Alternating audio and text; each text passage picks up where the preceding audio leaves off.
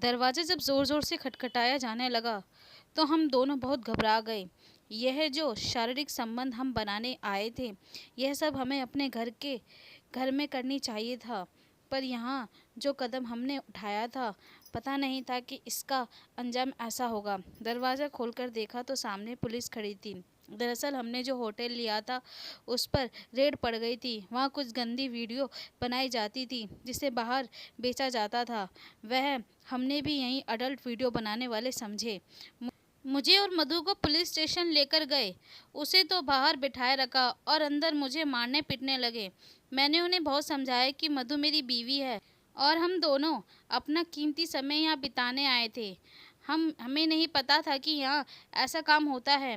तो उन्हें मधु बहुत सीधी दिख रही थी, क्योंकि वो मुझसे उम्र में भी काफ़ी छोटी थी।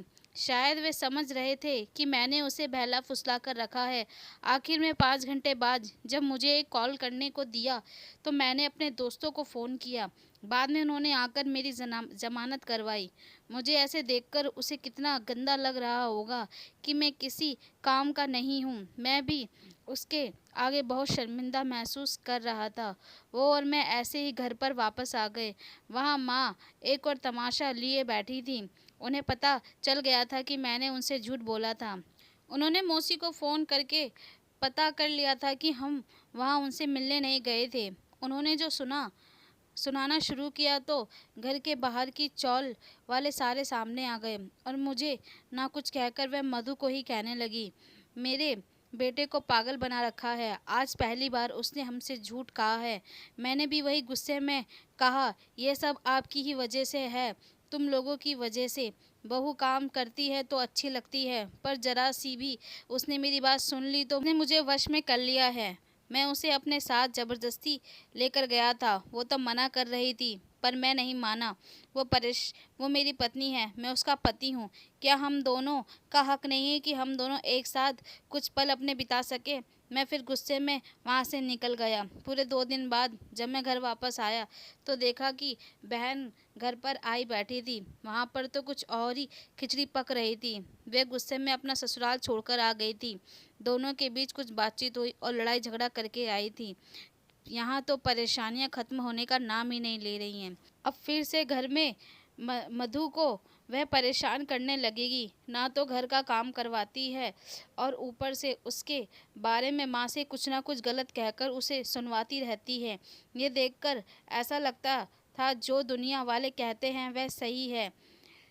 एक औरत की दुश्मन एक औरत ही होती है। मैं घर में सब कुछ देखता रहा ताकि मधु को और भी ज़्यादा परेशानियां उठानी ना पड़े, इसलिए मैं चुप रहा। कुछ दिन ऐसे ही निकल गए और आखिर में मेरे जीजाजी अपनी गलती का एहसास हुआ और मेरी बहन को वह लेने आ गए।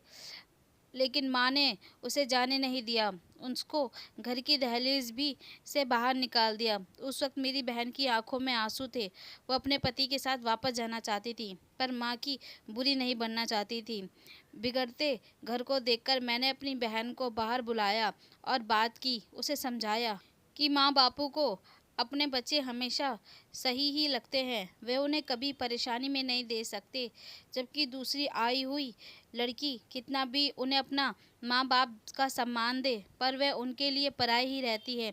तुम्हारी भाभी का दुख किसी ने नहीं समझा। वो हमारे माँ बापू को बिल्कुल अपने परिवार जैसा समझती है।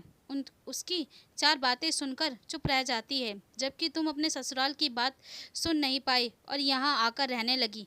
मधु का तो कोई मायका ही नहीं है, इसलिए तुम्हें उसका दुख नहीं दिखता। यह ध्यान रखना कि तुम तो अपने ससुराल चली जाओगी और मैं भी काम पर निकल जाता हूँ। घर और माँ बापों का ध्यान तो वही रखती है। क्या तुम नहीं चाहती कि हमारे माँ बाप को जो 2 वक्त की रोटी मिल रही है वो भी बंद हो जाए? कहीं तुम्हारे इस अत्याचार से मधु परेशान होकर घर छोड़कर चली गई तो माँ बापू को कौन देखेगा? तो उनसे उनका सुकून मत छीनो। अपने पति की इज्जत बनाए रखना चाहती हो तो परेशानियां बढ़ाने की बजाय उसे आसान करो। वापस अपने ससुराल चली जाओ। मैंने उससे हाथ जोड़कर बात की और वो इस बार मुझे काफ़ी अच्छी तरह से समझ गई। उसने अगले दिन अपने ससुराल जाने का फ़ैसला किया। माँ के खिलाफ़ जाकर वह यहाँ से लड़ झगड़ कर वापस अपने ससुराल चली गई। लेकिन इस बार कुछ अलग था।